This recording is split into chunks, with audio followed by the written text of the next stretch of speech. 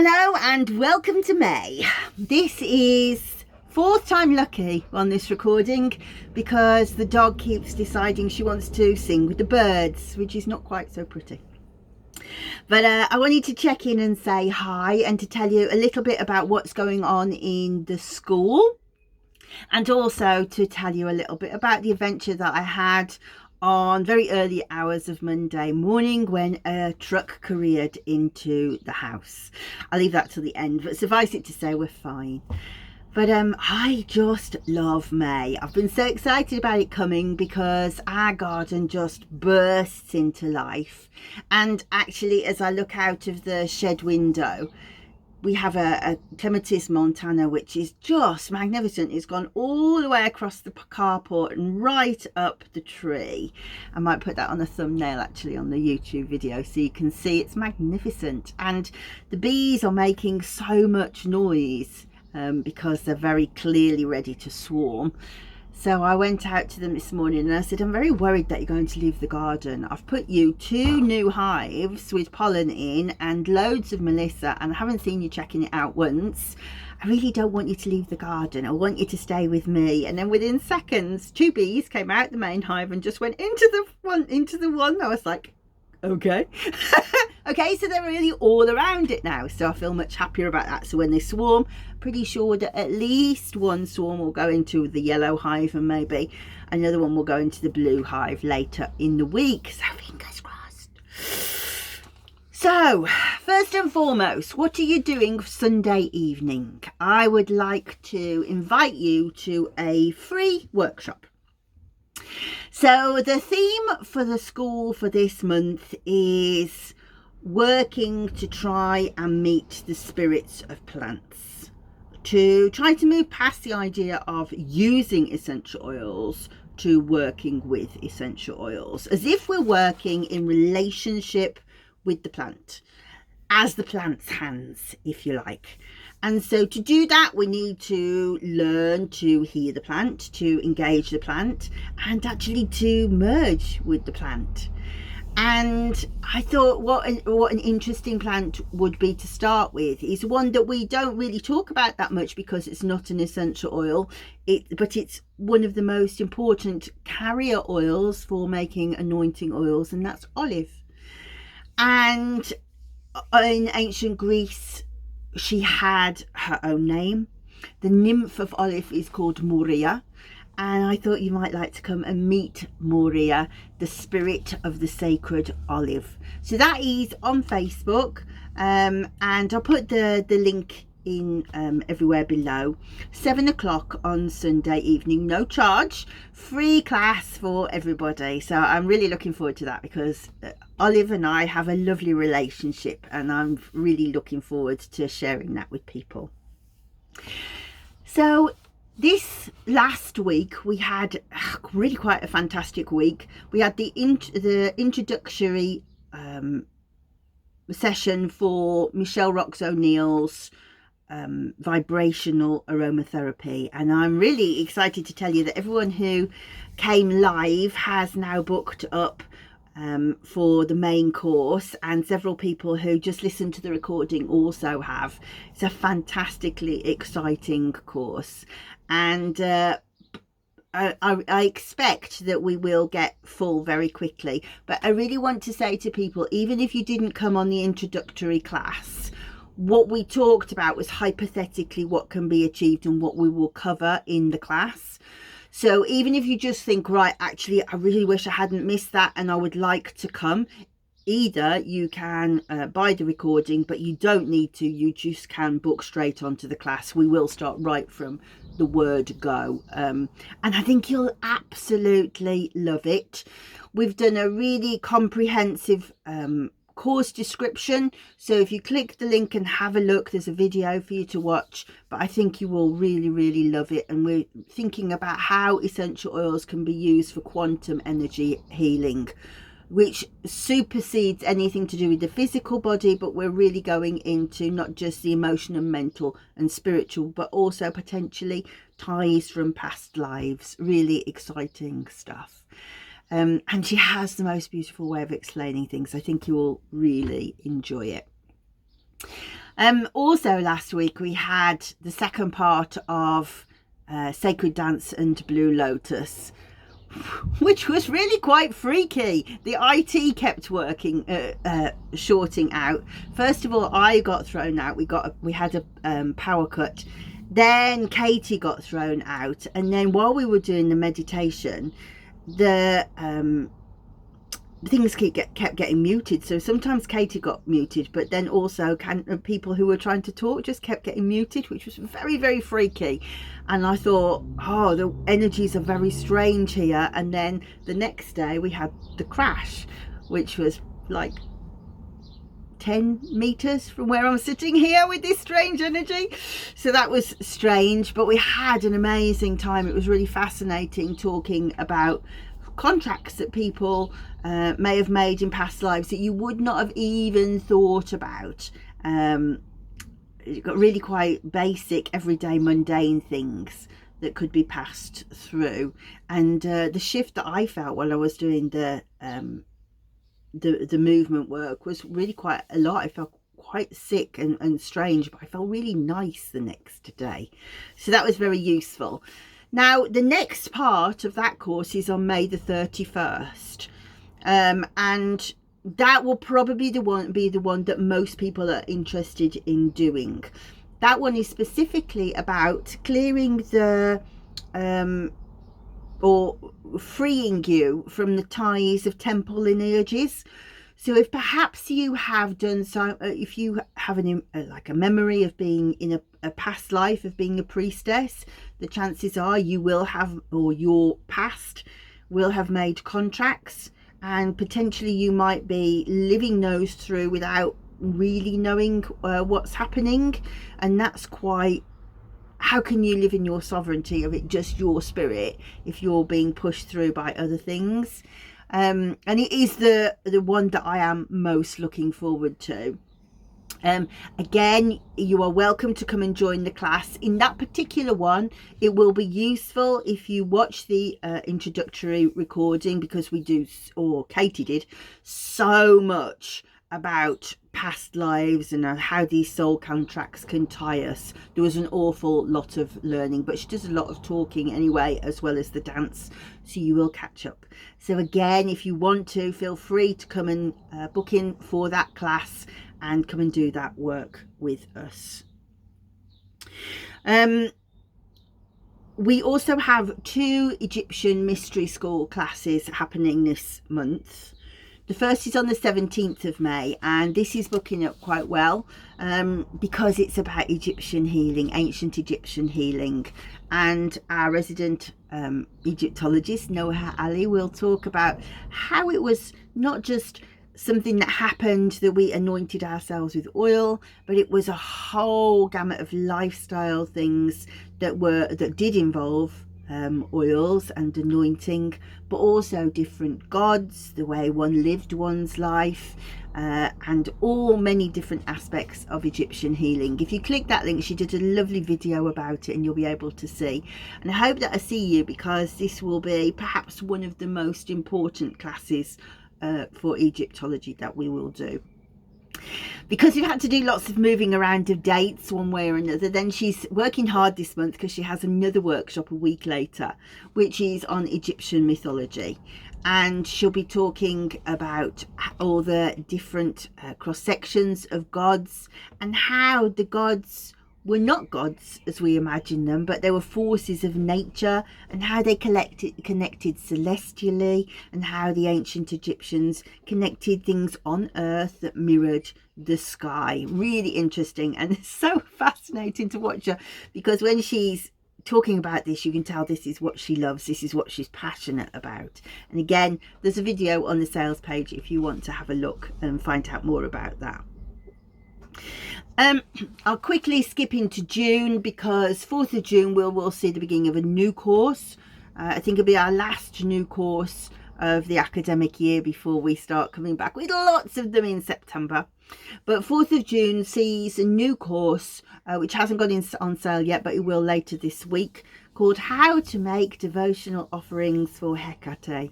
Now, it started off as how to make devotional offerings for a goddess, but it became so complicated of thinking about all the different aspects. What we decided to do was to take 3 epithets of a really popular goddess right now.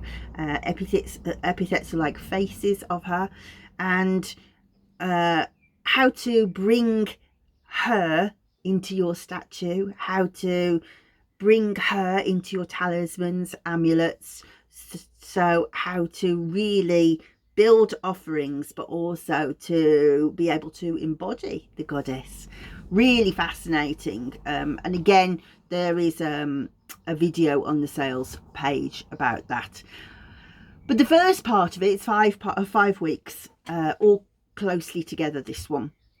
The first part of it is a lot based on my classical studies research into how women were of the time, because of course she's very much a women's goddess, but also the fascinating research that's been done by the University of Copenhagen, and a paper that was released by a lady called Cecilie Bron, about her research into how oils were used in a temple setting in ancient Greece, and how they were used on the statues. So how how scent was used.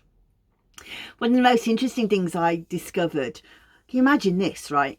So at Olympia, we have absolutely enormous temples. Olympia is very much Zeus's sanctuary, but there is a fantastic temple to Athena, and it was said that she's absolutely enormous in this temple, but it said that they painted the walls with saffron, right? And when Pausanias visited 500 years later, he said that they still smelt of saffron. Can you imagine that? Can you imagine the amount of money that went into that? And we'll be looking at some of the temple accounts from Delos, where the accounts have been found of allocations for oils, for ingredients, for the priestess to use to embellish the goddess. So very, very interesting. So then we'll look at 3 different epithets. So it is Crocopepros, which is saffron clad, Korotrophos, which is her mothering aspect, so how she looks after babies, but also that she is the mother to the world, and also Timbidia, which is she of the tombs, where she dances in the souls of the dead. So we'll be making blends for each of those. We'll be talking sort of hypothetically in the first few, and then on the final one, what we will do is make the blends in a sacred setting with prayers and music and candles, and we'll really make some beautiful blends together. So I'm excited for that. And so throughout the month of May, we will also be on Facebook and Instagram looking at different ways to connect with the plant. So do watch your feed. I've spent time putting together little tiny little snippets of different rituals that I use to be able to move past the thing of, right, that's a bottle of essential oil, to, right, this is a friend that I know how to meet. I know her skills, how she'll be able to help me, what I can do to help her. And so, yeah, I think hopefully you will really enjoy it. It's very saccharine sweet. It's very much in the feeling of Aphrodite and May and the blossoming, because that is what we are like in the beehive in May. So I think that is covered everything. So you want to know about the lorry. I'm sure you want to know about the lorry. So I was talking on my phone for way too long to one of my oldest and best friends. We've been on the phone for about 2.5 hours, and I said, Jane, you've got to get off the phone. I'm so tired. And I just laid down my head and kind of just fallen asleep, and then suddenly there's this enormous smash, and the whole house was shaking when I woke up. So I was screaming like a banshee. There was a lot of swear words of what on earth just happened, and my some conscious mind clicked in and went, nobody is saying to you, don't overreact, don't, calm down, which is usually what I get told. But that wasn't happening. So I knew something was bad. And so I looked out of the front bedroom window, and all I could see was a small amount of metal on the ground, which was unexpected because I genuinely was thinking that a lorry had bumped into the house, and knew in my own mind that had happened because we live right on the edge of a railway bridge, and as you come under the railway bridge, it's quite a sharp turn. So it's not the first time that this has happened. 3 vehicles in the past have done it, but there's a like a barrier that protects us, so they hit the barrier. But it was very clear that that hadn't happened this time. We were really shaking. So it was very confusing to look at and go, well, what's that? And Daryl had said, well, he must have just dropped some load then. That's phenomenal, the amount of noise that made. And I said, I think we should just go outside and check. So you have to go down our garden, round the corner and back up, because if you come out, you can't like get to the road from the front of the house. So all clothes on. Of course, I was slower than everybody else. When I got there, there is a lot of debris, but it's not off our house, it's off next door's house, unfortunately for them. And you can see that clearly a lorry has hit us. It's scraped all down the side of the house, and it's taken their window frame, no, window sill off, scraped off, pulled off their render, smashed their window, but actually the house is still intact. The barrier is completely destroyed, and you can just see that the point of insertion is really close to the edge of our house. It must have hit like the adjoining wall between us and then gone across. And so, but where's the lorry? Because, so goodness me, he's clearly drunk.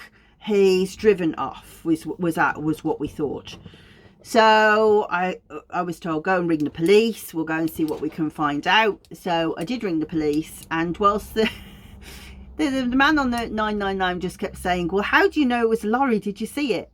No, I didn't see it, but I know it's a lorry. It's scratches right up. There's also the pieces that fell off are too big for it to have been like anything else. It's a lorry. But did you see it? I said, please stop asking me if I saw it. No, I didn't see it. But I'm telling you, there's a lorry somewhere driving out of control and making a lot of damage. So at that point he says, oh, wait a minute, the switchboard's lighting up all over the place, and right, we've already got 4 fire engines on the way to you, an ambulance, 2 ambulances, and police. And I thought, whoa, that's a lot. Okay. So we went outside to tell the lads what had happened, and I was like, well, first the truck disappears, now the men have disappeared. It's like they've been Bermuda Triangle. What's going on? And bear in mind, everything kept switching on and off on the night before. So I'm thinking, this is very, very strange. What's going on? Anyway, I hear shouting in the distance. And I thought, oh no, the strong silent one. I hope he hasn't found him, because he won't be silent. And he's probably not strong enough for this either. And then he appears. I said, well, what? I thought I could hear you shouting. He said, well, I was shouting. And he said, he's in the youth centre. Now, I thought he meant the person was in the youth centre. I thought, well, why have you gone all the way up to the youth centre? Anyway, this guy comes down and he's taking loads of pictures and he's asking me questions. And I'm like, yeah, this is my house, blah, blah, blah. Anyway, goes to walk off. And I said, excuse me, are you the police? And he says, yes. He wasn't the police, but he said he was. And he said, you need to come and make a statement. You need to come and talk to the police up here and tell them what's happened. And Daryl had said to me, it's carnage up there. And I thought, he's not really given to hyperbole, you know. He's usually the master of understatement. For him to say that, well, I understand why he said it. So as I walked up the road, what had happened was after it had hit us, the wagon had then, like, well, Daryl says fishtailed. I don't know whether that's like a thing, but I would say pinballed. So it had bounced off our house. It had gone across the road, and you could smell really strong privet. It was as if somebody had gone along with a hedge tripper, but it was clearly the trailer had gone all the way along, broken all the side of the hedge. It had bounced across the road, hit a feather edge fence. Now that was like just created like a war zone. It had gone across and it had splintered all of the pieces of wood. There was just wood everywhere, pieces of wood. Then he'd bounced back across the road again and he'd hit a hand-laid wall, so but it was all cemented in, so it was a solid proper brick like rock wall, and that looked like it had exploded. There was just dust and debris everywhere. It looked like a bomb had gone off. He'd then somehow gone from there, taken a lamppost off, which was concertinaed unrecognisably to be, it was just like, it was like a pipe cleaner. And then it had gone across the road. You would have thought that would have stopped it if nothing else had, because the impact must have been colossal.